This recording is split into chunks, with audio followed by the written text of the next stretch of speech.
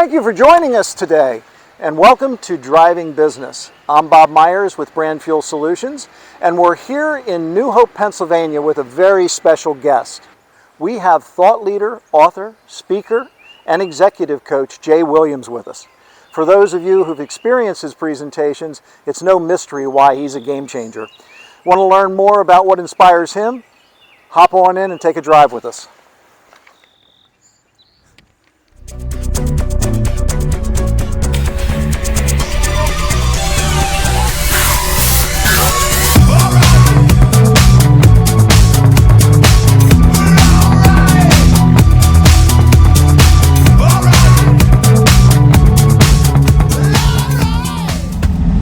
Now, we're in New Hope. You are. You're passing the police station, which is actually a converted church. And based on the cemetery that's next to it, it could have been built in the early 1700s. Wow. Yeah, everything around here is so historic. It's historic and old. You can make a right here. I think of Steve Martin in LA Story. I don't know if you saw that or people watching would remember that. But he's taking Jessica Parker around. He's trying to impress her. He goes, you know what? Some of these homes are actually 25 years old. The majority of these homes here and buildings are probably over 200 years old. It's a treat for me. I grew up in California. And you're going to share a little history with us about this area, your personal history, right? Yeah, I do. I'm a little bit emotionally tied to the area. So when you go to the left here, this is New Hope, and this is the Pennsylvania side of the Delaware. Right across, what you're going to see is Lambertville, which is the New Jersey side that's separated by the Delaware here. It's over here, yeah. Right over here to our right. So Washington crossed the Delaware not too far from here, maybe just about 5 miles or so. History says that he spent the night here in this town. So one of these buildings that we go by, he would have spent the night. My wife, right out of college, played in that bar. Oh, wow. And her band also played in this bar.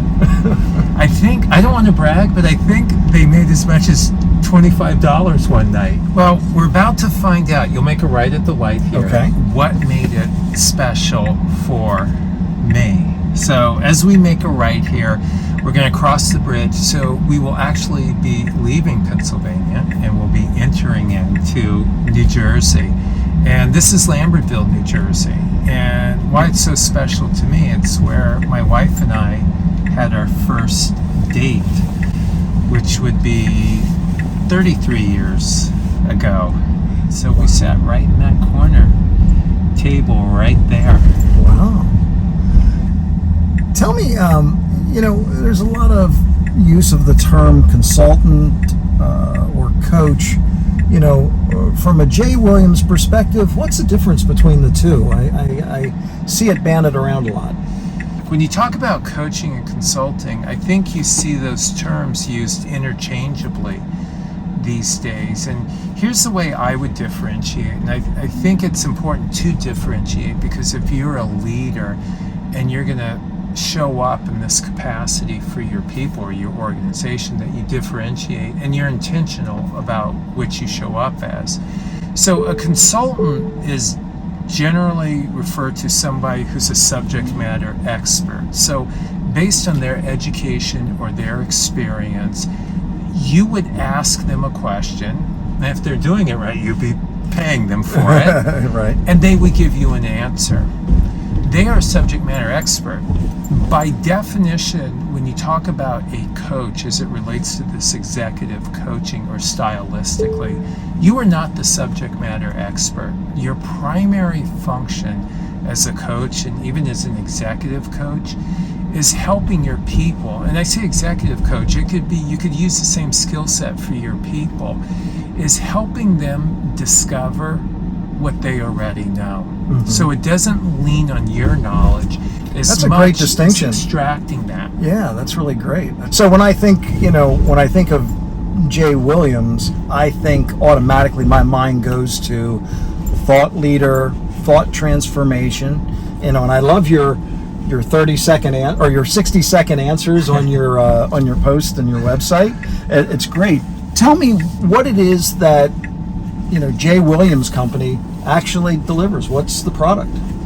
If there's a product, by experience and where I've seen there's a pinch point in performance, and I think if somebody retains me, at some level, they're looking to change their performance.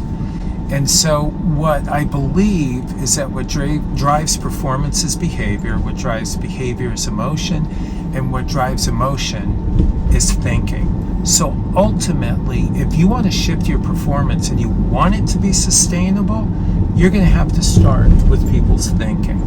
And so I would love to take credit for that methodology, but it's actually a cognitive behavioral based therapy. And so because what I do involves people, there is a psychological component to it. And some people say it feels like therapy, and so I'm very cautious with that, and sometimes it's a compliment. I think sometimes it's somewhat of an insult. Where I differentiate is I don't do therapy. A therapist would diagnose and ask specific questions. I generally start with why. In my role as a consultant and as an executive coach, I use psychology because it has to do with the human dynamic. I ask what questions versus why, because what questions are future-based thinking and solution-based questions, whereas why questions would take you back in time and be more problem-focused.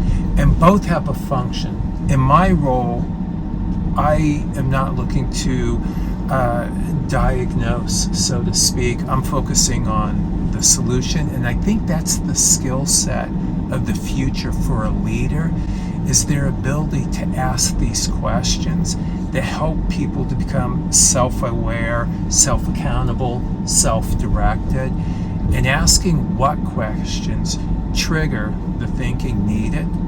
And you can make a right here, and this will take us right back over the bridge. Will trigger the need for people to address this need to improve their thinking, because I believe the primary function of a leader, they have multiple functions. The primary function is to help improve the thinking of their people. And this type of approach, whether consultative or coaching with what-based questions or how or when, will give you as a leader a chance to understand what they know, what they think, and what they feel, and be able to know where you need to add.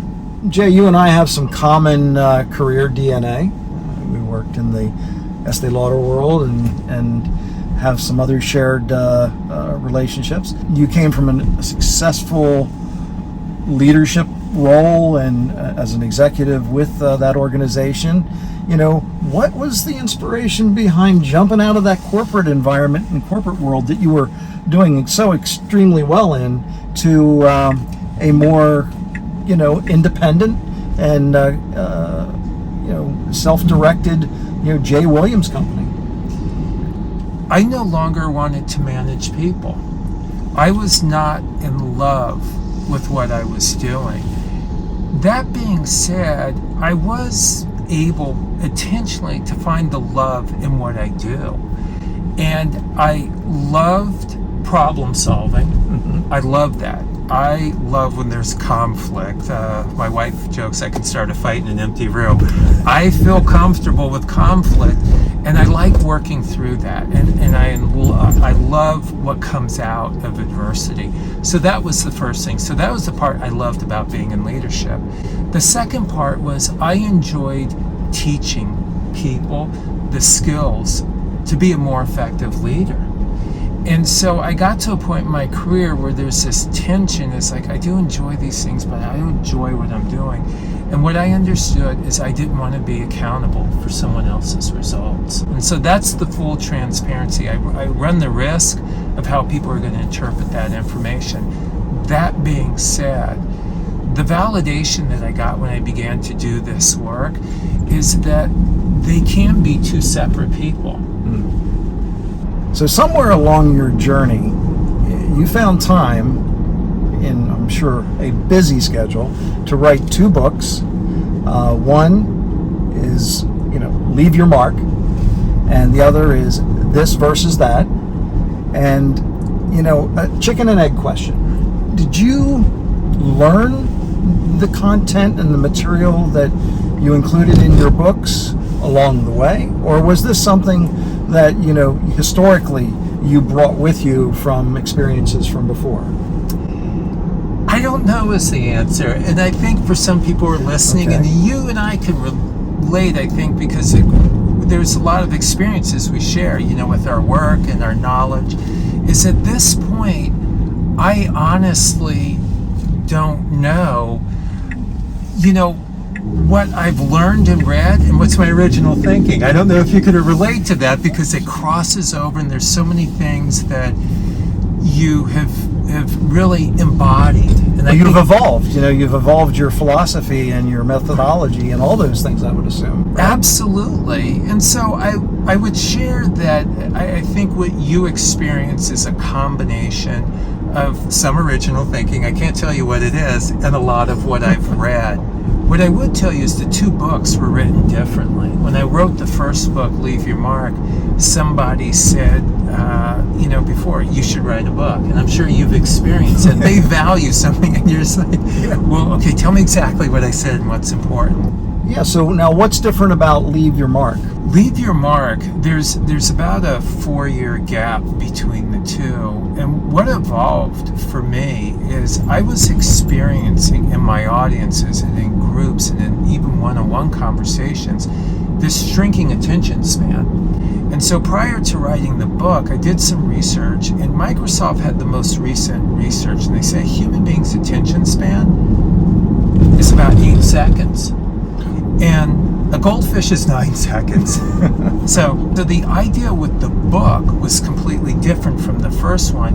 And how can I clearly, concisely, in a compelling way influence someone's thinking? And the goal of the book was not to transfer knowledge, because my experience was you can literally Google anything now. And if not, you could just ask Alexa and she'll grab it for you. Yes. And so the idea of the book was, what could I do to shift your thinking that ultimately shifted your emotions and your behavior to get this sustainable performance on how you show up for your people, or how you want your people to show up for you. So the second book was intentionally, and I hope people experience this way, clear, concise, and compelling. So each chapter, I took information out so that it could be read in 4 to 5 minutes. It was supposed to be a playbook, a conversation starter. And I can share that just in the time I've known you and in all the communications that we've had, I've always felt not just listened to, but understood. And that's something very special.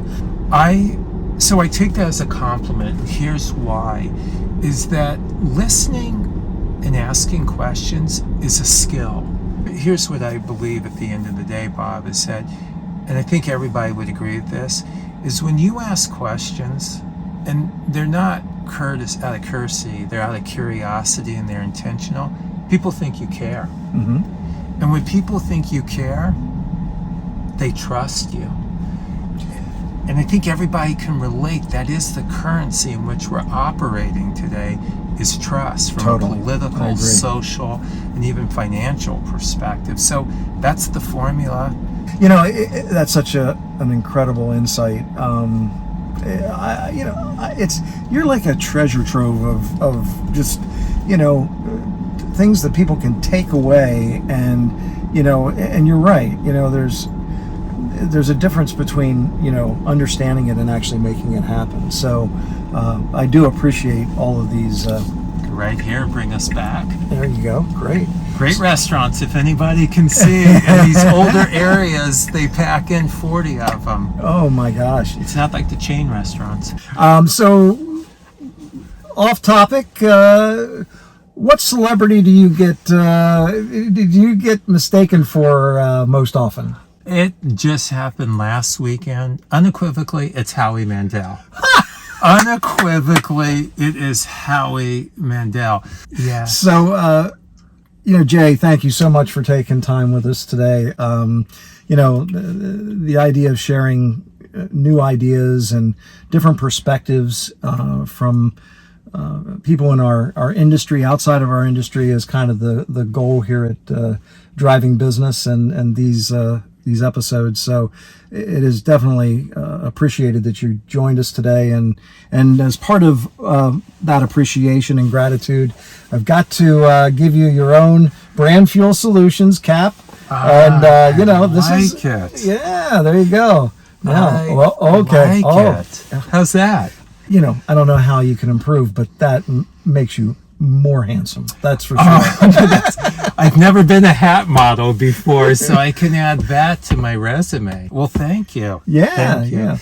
So anybody that's interested in learning more about Jay or Brand Fuel Solutions, we both have websites. Please go out and visit them and see what we're doing. And again, thank you for joining us on Driving Business.